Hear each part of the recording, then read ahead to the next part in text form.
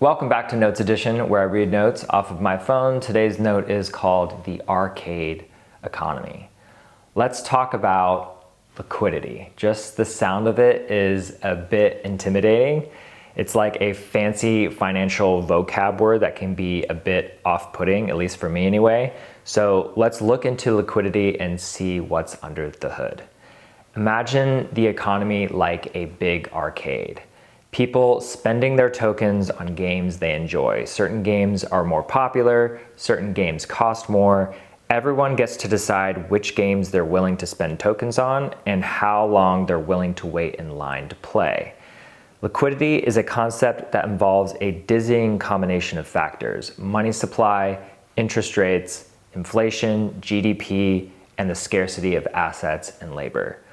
Liquidity involves the availability of money, the spendability of money, and the velocity of money, how much and how quickly money is spent.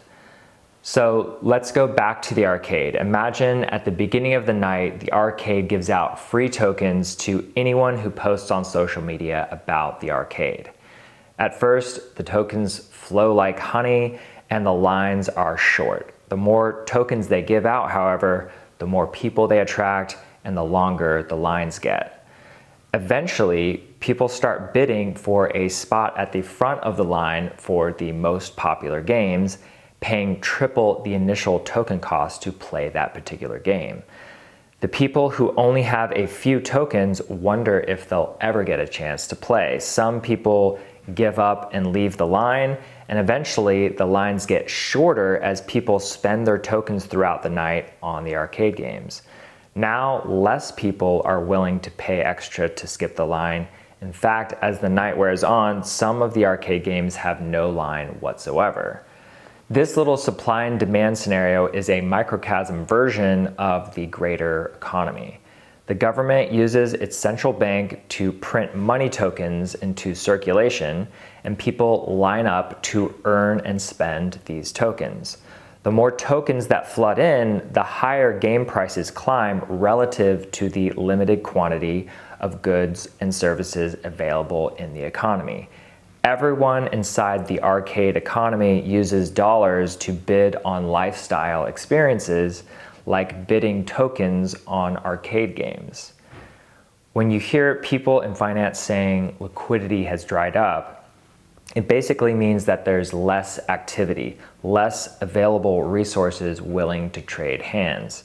Periodically, there might be reaccumulation of capital by banks, corporations, and governments, in the same way that over time, tons of tokens are stored up in the arcade machines after people have spent them on a game. But an economic environment of low liquidity often means a seller might have a hard time finding the right buyer, and a buyer might have a hard time finding the right seller at a mutually desired price point. If something is highly liquid, it means people can easily find other people to trade with. If you think of a store going out of business, they might have a liquidation sale.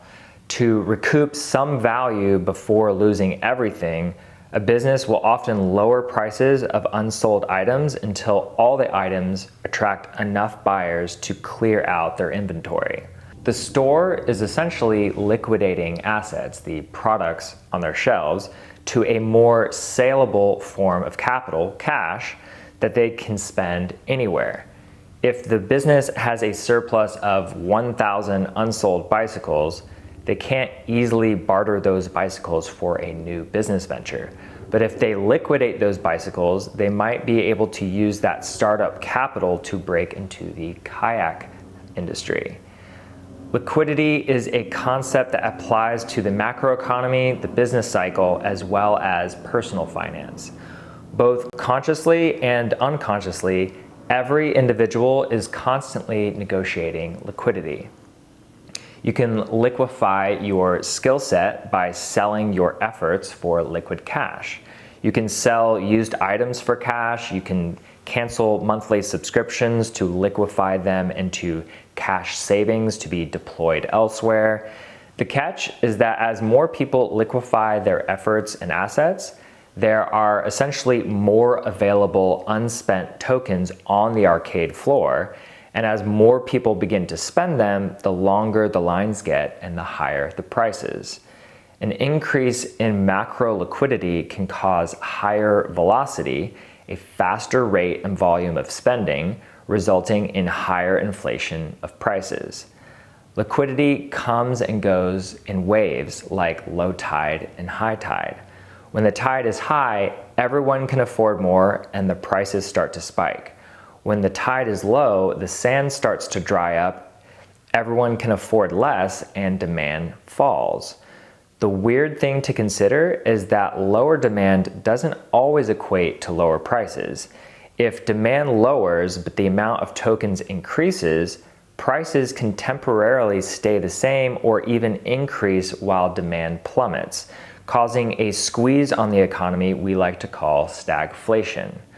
The economy is stagnant and yet prices keep rising, like what we're experiencing today. When the business cycle becomes less liquid, you may have less businesses willing to spend currency into circulation, like a current or flow of capital between businesses and consumers. Understanding liquidity starts with understanding the flow of money and paying attention to how money printing affects you within the arcade economy. It can be as simple as you need it to be or as complex as you want it to be. The research that's useful is the research that helps you navigate inflation. How might an understanding of liquidity and inflation help you reverse its effects? When we learn to observe where the money is flowing, we can invest accordingly and preserve our purchasing power over time. And that's today's note.